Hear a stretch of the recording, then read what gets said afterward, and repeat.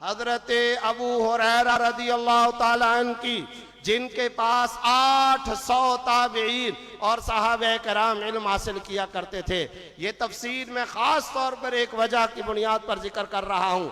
हमारा इस्लाम, हमारा दीन, हमारी शरीयत खुदा की कसम मुकम्मल नहीं होती है जब तक कि अबू हुरैरा रदियल्लाहु ताला अन्हु का वास्ता ना हो। आज कुछ जुबानें हजरत अबू हुरैरा के खिलाफ बोलती हैं। मैं उनसे कहना चाहता हूँ, हमारी नमाज, हमारा रोजा, हमारी ज़कात, हमारा हज हजरत अबू हुरैरा के बगैर मुकम्मल नहीं है। जो दौरे के तलबा फारिग हो रहे हैं, पूछिए सबसे ज्यादा हदीसें रिवायत करने वाले, बयान करने वाले कौन हैं? हजरत अबू हुरैरा है। अल्लाह ने उनको मकाम बुलंद दिया। कुरान करीम मुहम्मदुर रसूलुल्लाह सल्लल्लाहु अलैहि वसल्लम पर नाजिल हुआ। नबी ने सहाबा के जरिए उम्मत तक कुरान को पहुंचाया। लेकिन इल्म हदीस पहुंचाने वाला कौन था? इल्म हदीस किसने पहुंचाया? कौन है सबसे बड़े इल्म हदीस के रावी? सैयदना हजरत अबू हुरैरा रदियल्लाहु ताला अन्हु। शाह वलीउल्लाह ने जिनके बारे में लिखा है, ज़माने अहद रिसालत में ये अमीरुल मोमिनीन फिल हदीस थे। इल्म हदीस के अंदर उम्मत के उस्ताद हैं। इनके बगैर इस्लाम मुकम्मल नहीं।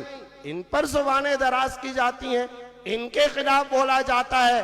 इस्लाम नहीं होगा उसका जो हजरत अबू हुरैरा से अपना रिश्ता काटे।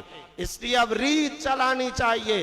दौरे हदीस और खत्म बुखारी के प्रोग्रामों में उम्मुल मोमिनीन हजरत आयशा रदियल्लाहु अन्हा हो, या सैयदना हजरत अबू हुरैरा रदियल्लाहु ताला अन्हु, या फिर नबी के खलीफे बिला फसल जानशीन अव्वल, जानशीन रसूल कायनात सल्लल्लाहु अलैहि वसल्लम हजरत अबू बकर सिद्दीक रदियल्लाहु ताला अन्हु का मामला हो, मैं पूरे शरे सदर के साथ कहता हूँ, खुदा ने इन हस्तियों को इतना बड़ा मकाम दिया था। ये हर साल जो तैयार होते हैं, ये सब के सब अबू हुरैरा के नौकर और गुलाम तैयार होते हैं।